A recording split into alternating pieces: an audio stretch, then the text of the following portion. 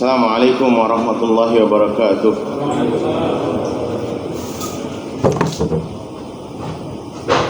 Alhamdulillahilladzi afana fi jasadina wa radda alaina ruhana wa adina lana bi dzikrihi wa salatu wa salam ala rasulillah wa ala alihi wa sahbihi wa walah. Amma ba'd. Allahumma inna nas'aluka ilman nafi'a wa rizqan thayyiba wa amalan mutaqabbala. Bapak-bapak dan ibu-ibu sekalian, jamaah Baitul Ma'mur dan Pasar yang dimuliakan oleh Allah, alhamdulillah hari ini tanggal 18 Muharram 1442 Hijriah atau bertepatan tanggal 6 September 2020. Kita masih diberi kesehatan dan kesempatan oleh Allah untuk sama-sama menunaikan ibadah subuh berjamaah, kemudian berupaya untuk menghidupkan kembali masjid yang kita cintai ini sesuai dengan protokol COVID-19 ya. Insyaallah nanti kita akan membahas fikih ya, fikih COVID-19 atau ya, pemahaman terhadap new normal ya. Kebetulan ana masih duduk di Ketua Komisi Fatwa MUI ya, Provinsi Bali dan ikut serta di dalam ya, menjaga kesehatan masyarakat di Bali ini, insyaallah seperti itu. Salawat salam kita limpahkan kepada junjungan Nabi kita Nabi Muhammad SAW beserta keluarga beliau, kaum kerabatnya serta sahabat-sahabatnya. Bapak-bapak dan ibu-ibu sekalian yang dimuliakan oleh Allah, yang perlu kita pahami tentang tujuan disyariatkannya ajaran agama kita ini atau tujuan syariat Islam. Tempoh hari kita pernah mengkaji dan barangkali di antara antum ada yang mencatatnya, yaitu pembahasan tentang daruriyatu khamsah ya. Ada 5 hal yang penting ya, tujuan disyariatkannya ajaran agama kita. Pertama, hifdzuddin, yaitu menjaga agama. Tujuannya seperti itu, agar tidak ada di antara kita yang sampai murtad meninggalkan agamanya.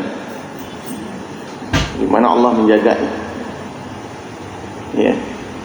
Kemudian yang kedua, hifdzun nafs, menjaga jiwa ya, menjaga jiwa, yaitu disyariatkannya hukum qisas agar tidak ada yang sembarangan melakukan kriminal, membunuh ya, membunuh ya, orang yang tidak bersalah, baik itu orang beriman maupun orang kafir. Itu ada syariatnya. Kemudian yang ketiga, hifdzul ird atau ird, yaitu menjaga kehormatan ya, menjaga kehormatan, yaitu agar tidak sembarangan orang memfitnah ya, memfitnah atau melakukan kriminal, memperkosa orang lain. Ini hifdzul ird atau ard ya. Kemudian yang ketiga, yang keempat, hifdzul aql, yaitu menjaga akal agar ya tidak sembarangan juga bisnis, terutama bisnis yang merusak akal, yaitu bisnis narkoba. Bisnis narkoba itu diharamkan. Kemudian yang kelima, hifdzul mal, hifdzul mal, yaitu menjaga harta agar tidak semua orang yaitu dengan gampang mengambil yang bukan haknya, entah itu koruptor ya, entah itu pencuri, ya, perampok dan lain sebagainya. Ini tujuan syariat Islam, tujuan semua yang Allah turunkan di dalam Al-Quran dan yang Rasulullah SAW ajarkan di dalam hadisnya. Ini 5 hal. Ini agama kita ini kelebihannya di situ daripada agama-agama yang lainnya. 5 pokok yang harus kita paham. Dan bapak-bapak dan ibu sekalian yang dimuliakan oleh Allah SWT,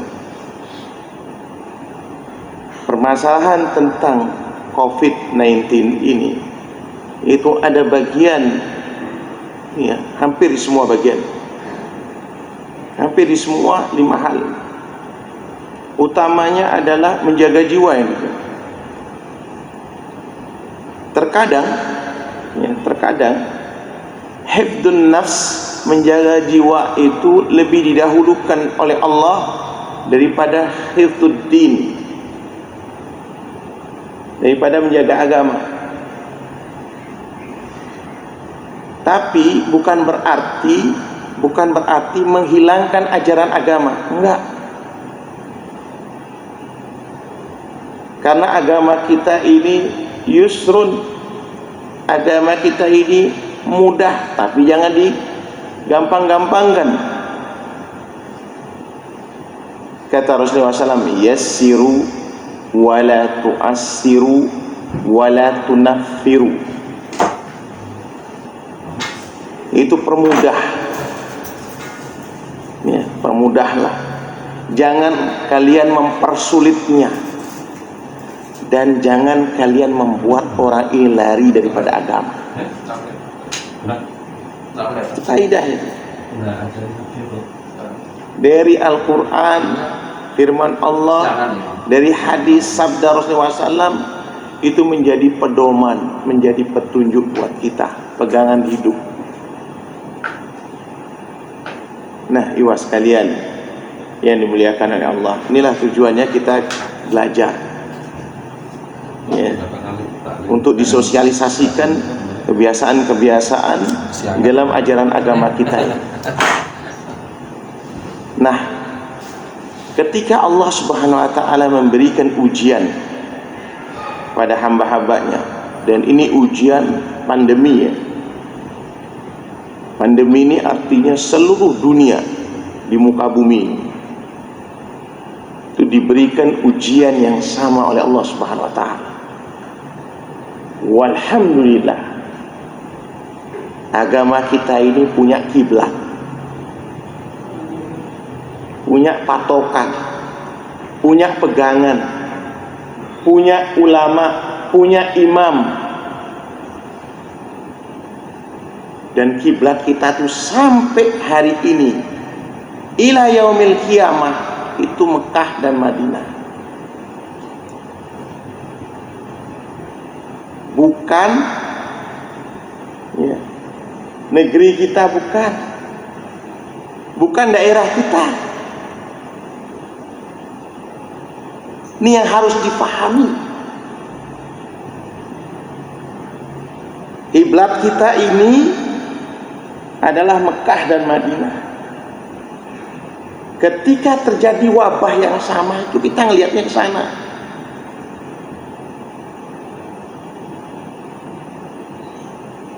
Lihatnya ke sana. Kalau di Masjidil Haram, Masjid Nabawi melakukan protokol seperti ini, maka kita niru, ikut ke sana.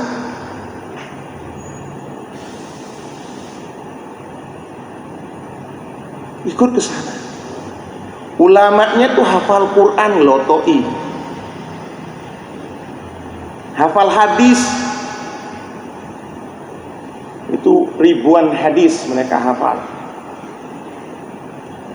dan mereka lebih hati-hati daripada kita ketika menetapkan fatwa atau menetapkan suatu hukum. Karena mereka bertanggung jawab bukan di hadapan raja atau presiden. Mereka itu bertanggung jawab di hadapan Allah Subhanahu wa Ta'ala. di hadapan Allah Subhanahu wa taala. Ini yang harus difahami. Walhamdulillah, Rasulullah SAW mengatakan, Al-Madinah khairul lakum in kuntum ta'lamun. Kota Madinah itu seluruh dengan isinya, bukan hanya kotaknya, ulamanya. Itulah lebih baik buat kalian kalau kalian mau mengetahui. Ini hadis sahih, ini bimbingan Rasulullah SAW. Sampai sekarang, Masya Allah, dari rajanya mengundang para ulama Timur Tengah. Luas sekalian dari mana? Mengundang ulama Timur Tengah untuk mendidik di kota Madinah. Jadi antum jangan kira yang ngajar di kota Madinah itu hanya orang Saudi, penduduk asli, yang enggak. Ulama-ulama yang dari dulu madrasah itu ada 5 madrasah. Ulama hadis itu ada 5, yaitu yang namanya Hijaz, itu kota Mekah dan Madinah, Kufah dan Basrah, ya. Lalu apa? Syam itu sekitarnya. Syam itu sekarang ada 4 negara: Syria, Yordania, Palestina, lagi satu apa ini? Lebanon. Kemudian dengan Mesir, itu sama Raja Abdul Aziz Ali As-Saud ya rahimahullah, ketika pertama kali ditetapkan Jami'ah Islamiyah, itu mengundang para ulama untuk mengajar. Jadi jangan dianggap, oh itu cuma orang Saudi saja. Enggak. Mengundang seluruh ulama mengajar di situ. Subhanallah, ikhwas sekalian. Dan jadi sentral sampai sekarang ini lebih dari 200 negara yang belajar di sana. Lebih dari 200 negara.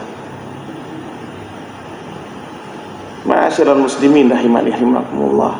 Kehati-hatian ini karena ada tanggung jawab.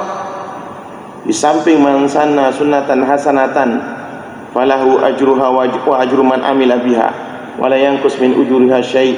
Siapa yang mengajarkan satu kebaikan, maka dia mendapatkan pahala, dan dia akan mendapatkan pahala dari orang yang mengamalkannya. Kalau orang yang mengamalkannya ini mengajarkan kepada orang lain, maka dia yang pertama mengajarkan ini mendapatkan pahala juga. Enggak berhenti sampai di situ. Hadis itu bunyinya ada lanjutannya. Man sanna sunnatan sayyi'atan falahu wizruha wa wizru man amila biha wa la yanqus min auzariha syai'. Sebaliknya, barang siapa yang mengajarkan kesalahan, kesesatan, kebid'ahan, dosa, kemaksiatan, maka dia berdosa. Dia akan mendapatkan dosa dari orang yang mengamalkan ajaran dia itu. Dan kalau orang yang berdosa ini, yang dapat ilmu dari dirinya, mengajarkan lagi kepada keluarganya, kepada masyarakatnya, dia pun yang pertama ini akan mendapatkan dosa juga. Ma'asyiral muslimin rahimani rahimakumullah. Inilah kesifat hati-hatian mereka. Nah, ini jamaah sekalian yang dimuliakan oleh Allah Subhanahu wa taala.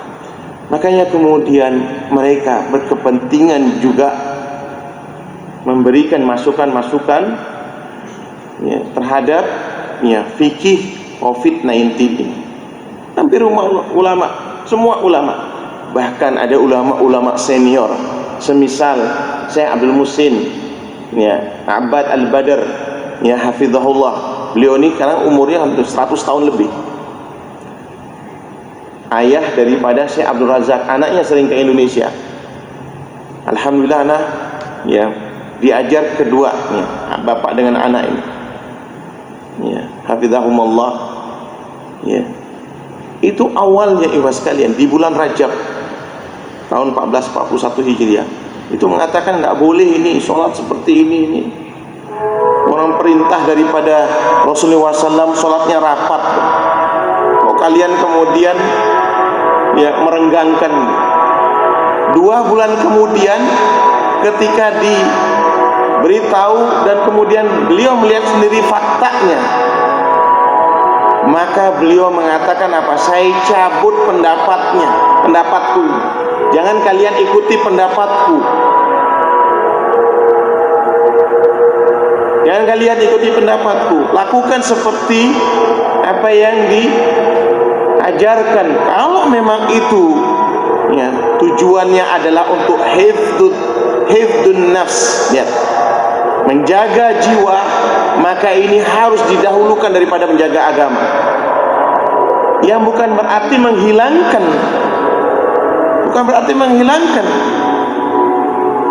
kewajiban berjamaah ini. Tetap berjamaah, cuma harus melakukan protokol COVID-19 ini.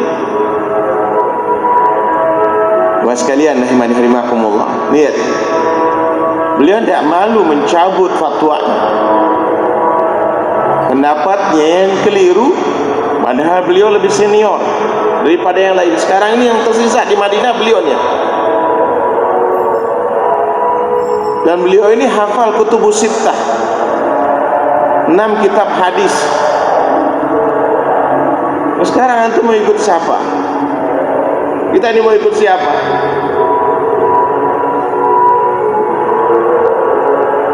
Hanya kemudian hawa nafsu ini. Nah, ini yang harus kita pahami, Bapak sekalian rahimakumullah. Jadi beliau memfatwakan seperti itu. Beberapa masyayikh, di antaranya saya Utsman Khamis. Beliau ini ulama Kuwait, yang juga awalnya menentang, akan tapi beliau tanpa malu dan tanpa ragu mengatakan, saya mencabut semua apa yang pernah saya ucapkan, karena kita harus bersama-sama. Bahkan beliau kemudian merujuk dan menyebutkan ulama-ulama di Saudi Arabia masih dijaga oleh Allah Subhanahu wa taala, dan mereka memperhatikan semua keselamatan jiwa daripada kaum muslimin. Kita mengikutinya. Makanya hampir semua di Timur Tengah ya mengikuti bagaimana yang ditetapkan. Bahkan haji kemarin, haji tahun ini, dua sekalian rahimani rahimakumullah, yang awalnya ditetapkan 10.000 jadi 1.000. Tetapkan 10.000 tadi awalnya, kemudian jadi 1.000 jiwa. Apa tidak ya, tujuannya tidak lain ialah hifdzun nafs, menjaga daripada jiwa ini. Dua sekalian rahimani rahimakumullah, itu apa peran pemerintah dan ulama? Pemerintah mengikuti ulama. Alhamdulillah, negeri kita ini masih mendengarkan ulama. Majelis Ulama Indonesia sudah beberapa kali dari bulan Maret ya, mengeluarkan fatwa-fatwanya, hukum daripada ya, beribadah saat wabah. Beribadah saat wabah ini banyak sekali hukum-hukumnya. Di antaranya hukum sholat berjamaah, kemudian hukum shaf yang renggang, kemudian hukum memakai masker, kemudian hukum ibadah Jumat, kemudian hukum bagaimana ya mengurus jenazah, hukum sholat hari raya, hukum berkurban.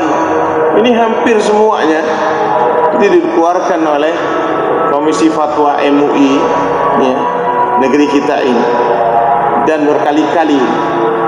Ini menunjukkan kepedulian kita terhadap ibadah-ibadah yang ditetapkan oleh Allah Subhanahu wa taala untuk tetap dilakukan. Jadi jangan keliru. Masalah utama dan yang tidak utama, kalau ketika ini mengganggu kesehatan kita ini, maka yang tidak utama itu menjadi utama. Didahulukan darul mafasid, ya, meninggalkan kerusakan, ya, muqaddamun ala jalbil masalih, didahulukan daripada kemaslahatan. Meninggalkan kerusakan itu didahulukan daripada kemaslahatan. Itu menjadi kaidah, Mas. Ini harus dipahami. Masalahnya bukan takut dan berani, tapi masalah utama saat ini itu adalah masalah sakit atau sehat. Sakit atau sehat masalahnya, bukan berani dan takut. Tapi masalahnya kita ini sakit atau sehat. Dan banyak maya tarattab alaih, ya, apa yang menjadi konsekuensinya itu banyak sekali. Kami menetapkan fatwa itu bukan hanya sekedar hukum boleh dan tidak boleh, halal atau haram, tapi ya, dampak pada sosial masyarakat.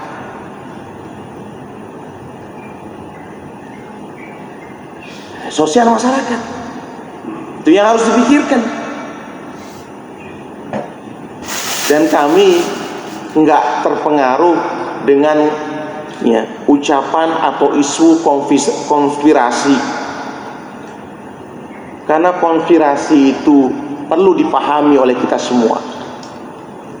Sudah ada sejak Rasulullah SAW diutus konspirasi yang namanya makar. Wa makaru wa makarallah wallahu khairul makirin. Kita sudah biasa hidup di tengah konspirasi. Dulu namanya konspirasi antara Romawi dan Persia, zaman Nabi kita Nabi Muhammad SAW. Orang musyrik dan orang munafik.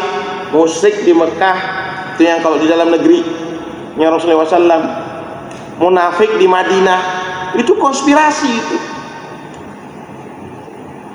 Negara superpowernya apa? Persia dan Romawi. Sekarang asing dan asing. Itu konspirasi. Wa makaru wa makarallah. Mereka membuat konspirasi, Allah pun juga punya makar. Wallahu khairul makirin. Dan Allah lebih baik makarnya daripada mereka. Itu harus kita yakini. Jadi kalau kita melihat segala sesuatunya dengan kacamata agama, ibu sekalian,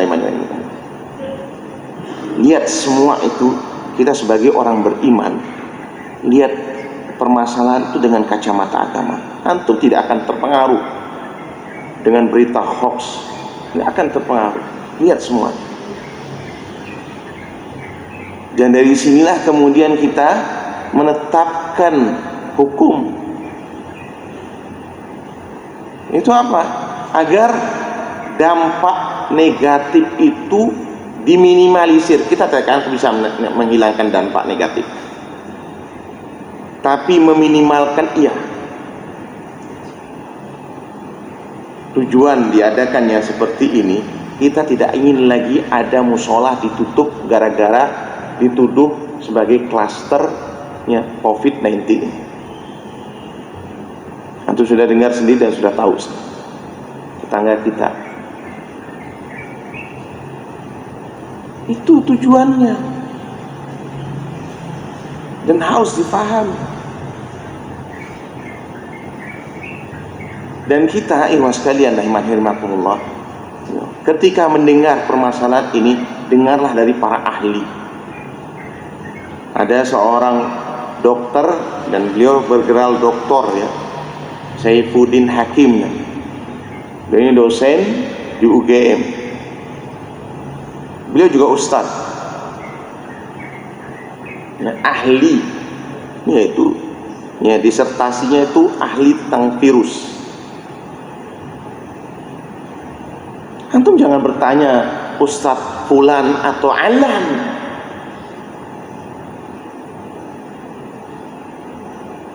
Jangan bertanya Ustaz Fulan atau Alan. Tanya dengan ahli. Ini yang dilakukan oleh Syekh Abdul Muhsin Al-Abbad Al-Badar, memberikan contoh. Kita tanya dengan para ahli, bukan kepada para hawa nafsu. Ulama hanya memberikan contoh. Memberikan contoh. Ulama ketika menetapkan sesuatu, dia berdasarkan pengalaman. Walhamdulillah, masalahnya penyakit menular ini, ibu sekalian, Ibnu Hajar Asqalani, Ahmad bin Ali nama beliau, di abad ke-8 beliau ini Hijrah. Ini Ibnu Hajar Asqalani ini Masya Allah, ulama besar, seorang hakim, ya, orang kaya raya ya, bukan ecek-ecek ini Ibnu Hajar Asqalani. Itu menulis ya tentang penyakit penyakit menular ini 300-an halaman. 300-an halaman. Diberikan panduannya, diceritakan sejarahnya. Wabah seperti ini bukan pertama kali, was kalian. Lebih dari 40-an kali. Dan sholat semacam kita ini bukan baru pertama kali. Sudah ada di zamannya Umar bin Khattab radhiyallahu anhu. Umar bin Khattab menunjuk Amr bin As radhiyallahu anhu sebagai gubernur Syam. Beliau sebelumnya gubernur Mesir, karena 2 kali gubernur meninggal. Abu Ubaidah bin Jarrah radhiyallahu anhu, kemudian Mu'ad bin Jabal menggantikan Abu Ubaidah bin Jarrah, meninggal untuk menangani penyakit taun ini. Umar cerdas, dipilih gubernur yang cerdas juga. Coba ente jadi di sana, Anda mau tahu bagaimana antum nangani masalah ini. Apa yang dilakukan? Physical distancing, mengosongi kota, semua lari ke gunung. Lihat agama kita, nggak ada agama orang lain contohnya seperti, nggak ada. Antum tanyakan sama teman-teman antum yang non muslim, agama kita itu ada. Ini dilakukan oleh Umar bin Khattab radhiyallahu anhu. Kalau sudah Umar bin Khattab radhiyallahu anhu, beliau termasuk Khulafaur Rasyidin. Kalau Khulafaur Rasyidin, dia menjadi hukum agama. Karena kata Rasulullah SAW, alaikum bisunnati wa sunnati khulafaur rasyidin al-mahdiyina min ba'di addu 'alaiha bin nawajid. Ini was sekalian rahimahullah. Hendaknya kalian berpegang pada sunnahku dan sunnahnya khulafaur rasyidin. Jadi physical distancing, jaga jarak ini ada ilmunya iwas sekalian.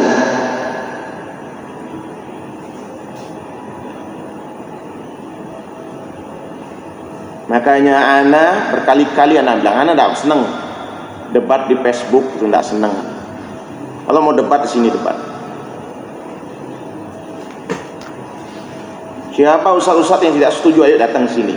Sekali-sekali kita adakan debat, ngajian ini. Adu argumen.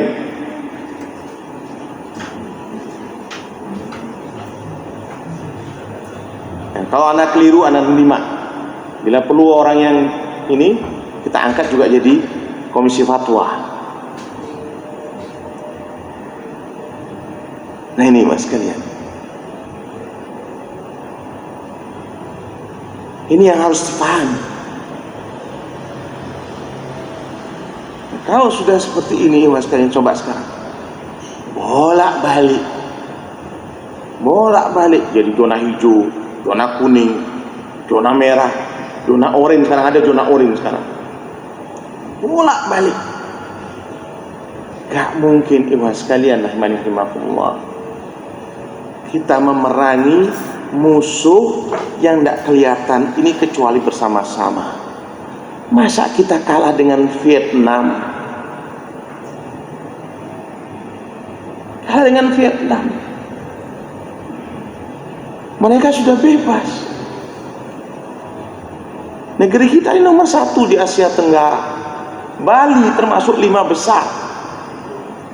Sekali-kali dikatakan nomor 3, kali lagi dikatakan nomor 5. Ini Bali.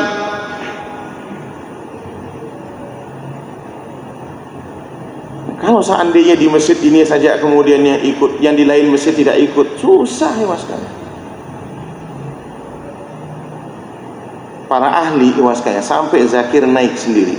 Antum lihat Zakir Naik. Dia mengeluarkan, lama dia pelajari, dia seorang dokter. Samping seorang histolog, hindolog, ya, beliau juga adalah seorang dokter. Menyampaikan bagaimana ini. Nah ini was sekalian ya, beliau mengatakan enggak ada, belum ditemukan ya, sebagaimana ya dokter Saifuddin Hakim hafizahullah taala, sulit ya untuk menemukan vaksin dalam waktu setahun atau 2 tahun. Jadi semuanya itu cocok-cocokan. Ada yang cocok pakai minyak kayu putih, cocok-cocokan. Nggak ada yang ini. Oleh karena itu ibu sekalian rahimakumullah, ayo kita sama-sama. Kenapa? Karena kita ingin cepat diangkatnya wabah ini. Innallaha la yughayyiru ma biqaumin hatta yughayyiru ma bi anfusihim. Allah enggak akan merubah keadaan satu kaum kecuali kaum tersebut yang merubah kebiasaannya. Nah kan, kalau kita sudah merubah kebiasaan kita ini, ya, karena kita harus hidup bersama COVID, bersama Corona. Dan di sini kemudian apa yang diinginkan oleh Allah Subhanahu, supaya kita ini berinovasi dan berkreasi. Antum alhamdulillah ibu sekalian rahimakumullah. Ya, sekarang banyak sekali hikmahnya. Orang berkreasi sekarang. Ya, dulu orang harus kalau mau usaha harus punya toko, tempat. Sekarang tidak perlu punya toko. Online semua. Antum cuma mengenalkan diri, banyak-banyak buat grup. Ini kan kita disuruh berinovasi. Karena zamannya sekarang seperti ini. Berkreasi sekarang. Dulu kita harus kemudian ya rapat, kemudian harus kita sekarang enggak. Dari rumah bisa semua. Dan semuanya itu ikhwas sekalian, sekali lagi ini ada positif, ada negatif. Itu ila yaumil qiyamah. Ada positif, ada negatif. Itu pasti. Cuma sekarang kita itu selalu mencari solusi bagaimana semua yang Allah takdirkan kepada kita ini, kita harus mencari jalannya. Nah ini ikhwas sekalian, barangkali ya, mungkin kita buka dengan tanya jawab ya, supaya ya lebih ya lebih hidup untuk menjawab persoalan-persoalan. Silakan ikhwas sekalian, barakallahu fiik. Untuk jamaah yang